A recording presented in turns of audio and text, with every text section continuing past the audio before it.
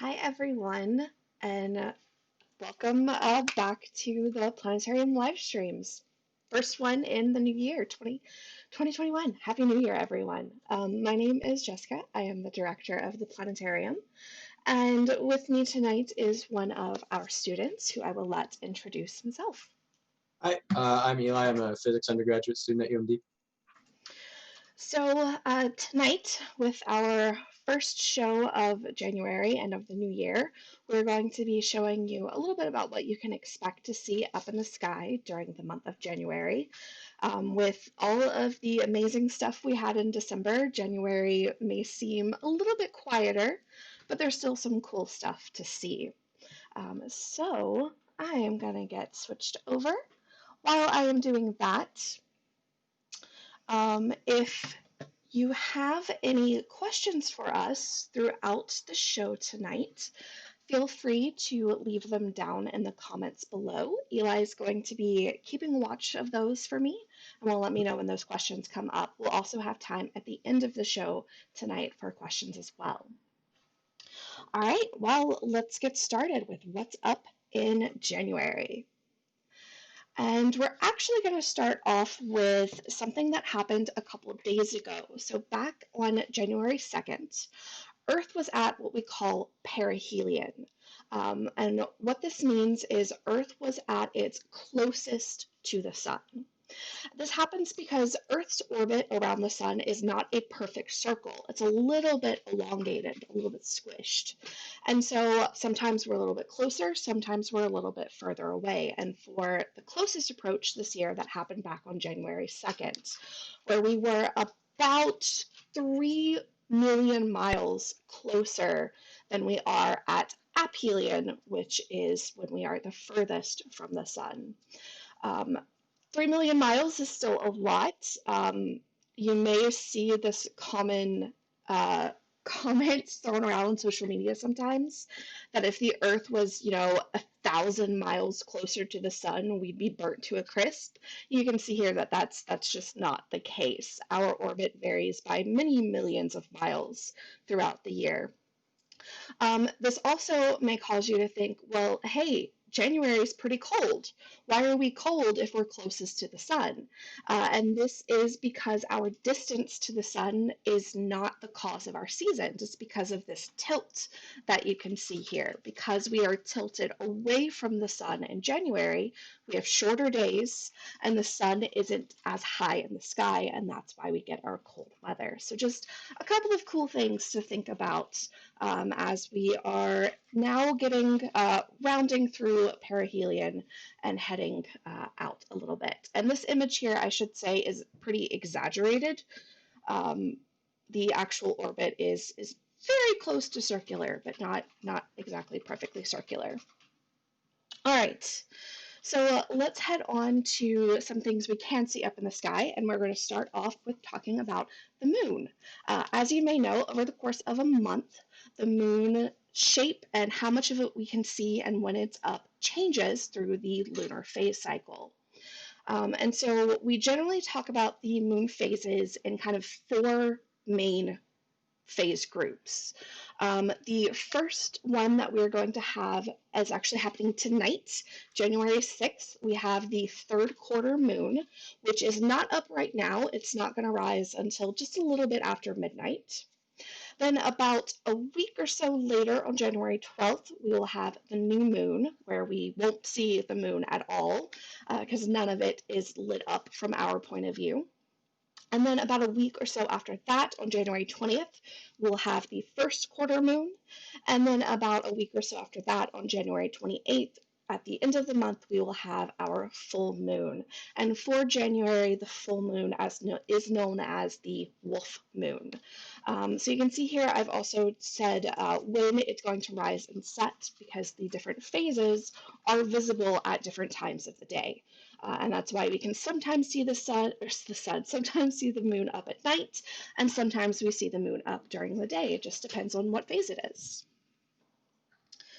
All right. And next up, we're going to talk about which planets are going to be visible this month. And we're going to start with the closest planet to the sun, which is the planet Mercury. After being absent last month, Mercury is back visible in our sky, and for January, it will be visible in the western sky just after sunset. And so you can see here on January 14th, is kind of a cool time to try and take a look for Mercury because you'll be able to see it right in between the moon and Jupiter, which is getting pretty low on the horizon now, right after sunset. Now, Mercury is very slowly heading out away from the sun on its orbit, and it'll actually reach what we call the greatest eastern elongation on January 23rd. What that basically means is during the greatest elongation, the two inner planets, Mercury and Venus, are the furthest from the sun as they get from our vantage point. And so on January 23rd, that is going to be Mercury's greatest eastern elongation, which means that it is the furthest east of the sun, and it's the best time to try and see it because it's going to be as far away as it gets. And that's one of the problems usually with trying to see Mercury when it's up, is it usually stays pretty close to the sun. And because it's so small, its light tends to be drowned out by the sunlight. And so the best time to see it is at these greatest elongations. So January 23rd, if it's clear right after sunset, head on out, look in the kind of west-southwest, and you should see little Mercury there in the sky. All right. So our next planet is Venus, which we have been seeing in the early morning sky and will continue to see throughout the month of January. It is visible just before sunrise, looking kind of southeast in the sky. And if you saw our show last month, you may remember that I said that Venus is very slowly getting closer and closer to the sun. It's past its greatest elongation in its orbit, and it's now moving back towards the sun. So it's going to be throughout the month visible closer and closer to sunrise, which is going to make it harder and harder to see because, again, as we talked about with Mercury, the glare of the sun is going to start to outshine the planet. But it should be visible for most of January. We may start getting pretty difficult towards the end of the month. But if you're an early riser or happen to be up just before sunrise, check out in the east-southeastern sky, and that really bright point of light you see will be the planet Venus. If you want something else cool to look at with Venus, on January 11th, the moon is going to be right nearby, and so that's going to be a pretty sight there with the moon and Venus right next to each other. All right, Mars is also visible still. It's been visible for a few months now. Mars is best seen anywhere after sunset until about an hour after midnight. It's going to be kind of in the southern sky. So you can see here at about 7:30, it's up in the southwest, and it's going to kind of just move across the southern sky from sunset to about a little after, or about an hour after midnight, where it will then set in the west. Mars is still getting a little bit dimmer than it was earlier this year when it was at opposition. It's closest to us, but it's still very bright and easy to see. In fact, if you have some dark skies, you will probably be able to tell that it does have a distinct red color to it. And that's because the planet itself is red. Now, nearby Mars are a couple of other planets, Uranus and Neptune, which typically cannot be seen with the naked eye, especially Neptune. Neptune is too far away, too dim, but if you have a telescope or a pair of binoculars, you can see the planet. But right next to Mars, you will see is the planet Uranus. And it is actually bright enough currently to be seen by the naked eye, just barely. So you have to have really, really, really dark skies to be able to see this. But since it is near Mars, that gives you a good kind of starting point to try and find it. If you can have some really dark skies, or if you don't, again, a pair of binoculars or a small telescope, you'll be able to see the planet Uranus. You can see here what they kind of look like through a telescope. You're not going to see too much detail. You'll see a nice little disc, and it'll probably be a bluish color because that's what color the planet is. Now, if you are interested in trying to spot Uranus or Neptune, you might want to try and do it at the beginning of this month, because at the end of the month, oops, forgot about that. I'll get back to that in a second. At the end of the month, the moon is going to be right nearby. And the moon is very bright that it will make it difficult to see this very dim planet of Uranus and Neptune. Now, the slide I skipped because I got a little bit ahead of myself in my notes.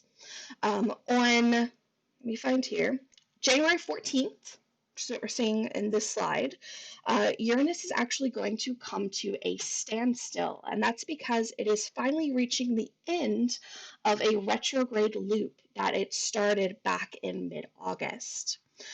So a retrograde loop is when the planets appear to switch directions and move in the opposite direction for a period of time than they typically move, and then they stop and they switch back to their original direction of motion. And this happens because the planets out further from the sun than Earth move slower in their orbits. So every so often, the Earth will actually catch up and pass the planet as we move around the sun. And it's that process of catching up and passing the planet that makes the planet appear to move backwards in what we call a retrograde motion. And so this is what's been happening with the planet Uranus, started again back in mid-August. We have now passed the planet, and so it is done with that retrograde motion due to us passing it in our orbit, and will start to move back in the regular direction that the planets typically move, which is eastward across the sky from night to night. All right. And that's about it for our planets. As I said with Mars, you can still see Jupiter up right after sunset, but is getting very low in the sky. It will not be visible for much longer. And Saturn is also pretty much not visible anymore. We won't see them again until the summer, when they'll be back up in our nighttime sky. And that is what's going on in our sky for the month of January. Like I said at the beginning, not the most exciting of months, but we've definitely got some cool planets to check out, a couple of interesting events there. And of course, I mean, we all love to look at the moon, right? It's great. But moving on, there are also a few interesting news stories that have come out that I want to share with you. The first comes to us from SpaceX. So they just did the first engine test for their Starship SN9 prototype. This is the Starship is the spaceship they're designing to launch us, people, into space, to travel to the International Space Station, to the Moon, to Mars. This is their kind of commercial vehicle to take people who aren't, professional astronauts into space. You may have heard, I think it was last month, they did a flight test of the SN8, which had a very successful flight test until the very end, where it did touch down a little bit too fast and crashed. But other than that, the flight test was a huge success. It reached everything that it was supposed to do, just came in a little bit too fast. And so this is their next one, which is having its engine test today, and then they're expecting to do a flight test on it pretty soon. So progress moving forward to get everyday people up into space who would like to. Although I guess it'll be, people with lots of money first, and then hopefully the cost will come down for anyone who wants to go. Now, something a little bit more mysterious comes to us from people in Hawaii. Back on December 29th, there was this weird blue blob seen flying in the sky to residents in Oahu and Hawaii. Um, this object was seen, I think it was like right after 8:30 p.m. local time. Um, no idea what it is, but it was seen to soon after crash into the ocean off of the coast of Oahu. The FAA has come out and said that they have no registered spacecraft that was in the area at the time, and no one else is coming out saying that they had aircraft there. So we're calling this a UFO for now because it is an unidentified flying object, not saying aliens, but there was this mysterious flying blue blob back at the end of December. So mysterious, kind of cool. We'll see if we end up finding out what this was all about. And then the last thing that I found that I think is just really cool was released by NASA. Stop, I want to go to the next slide. Thank you. This was released by NASA's Chandra X-ray Observatory program. They are an X-ray telescope, but what they've started doing is what they call data sonification.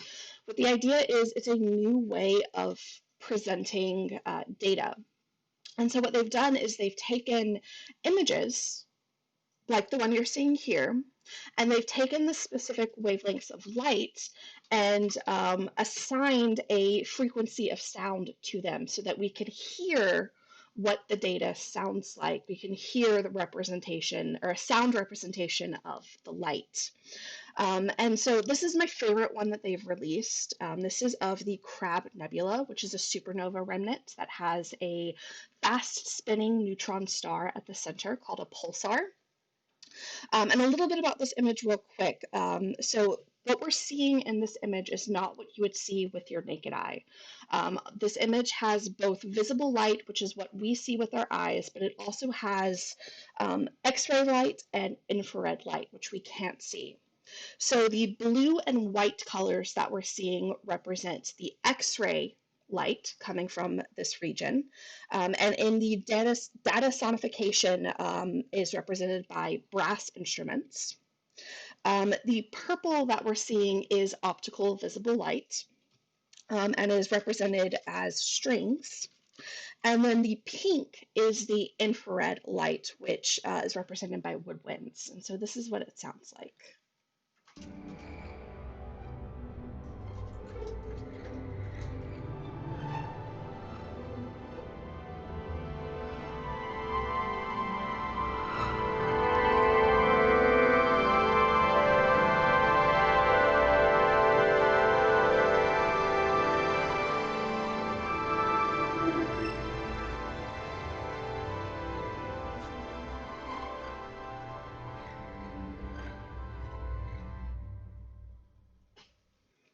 So just really cool. I think it's a fun, interesting way to kind of represent data in a different way, and it sounds so cool.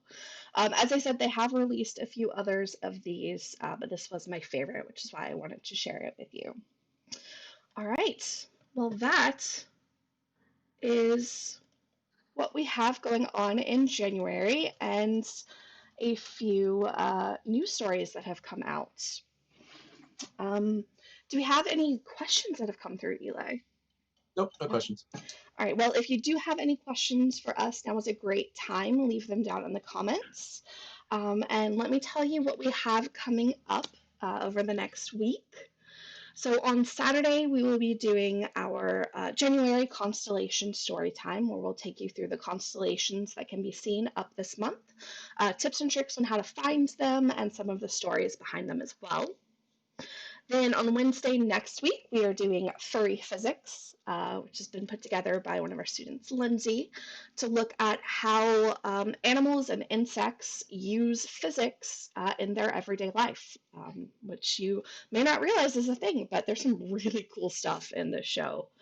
And then next Saturday, we will be taking you on a tour of a group of objects known as the Messier objects. We'll tell you what they are and how you can find some of them for yourself, because it's not that difficult. And there's some great ones up in the winter sky to take a look at.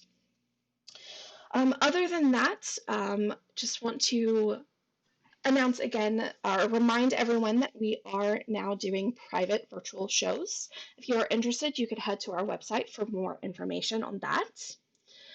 And we still have our stellar distancing t-shirts for sale as well. This is just helping to keep us going since we have been closed since mid-March, and just to help us keep doing these live streams for you and other events that we'd like to do in the future as well, like the Stellar Saturday we did. We'd like to do more of those once the weather gets a little bit better for us to be outside for a couple of hours and things like that. So with that, I think we are coming to an end of our first show back in 2021. I guess I just want to take a moment to say thank you to everyone who has kind of supported us throughout this past year. I'm sure you know very well how difficult it has been for a lot of us, especially places like the Planetarium that have had to have our doors closed for way longer than we ever anticipated. But thank you for continuing to kind of stick with us and support us. We've been working on some really great stuff to have once we are able to open back up, and we're very excited to share all of that with you. And as soon as we know anything about opening, we will let you know. We know we still are probably a few months. That's me being a bit optimistic, but at least a few months away from being able to do that. But just uh, thank you, I guess, is all I want to say. So, yeah, I'm not seeing any more or any questions. Nope. Eli, no? All right, well, we will wrap it up there. I hope you enjoyed what is up in January. Definitely come back and see us for our shows coming up over the next week. We've got some new topics too that we're going to be working on that will hopefully go out soon as well. But yeah, enjoy the rest of your evening, and we will see you next time. Bye, everyone.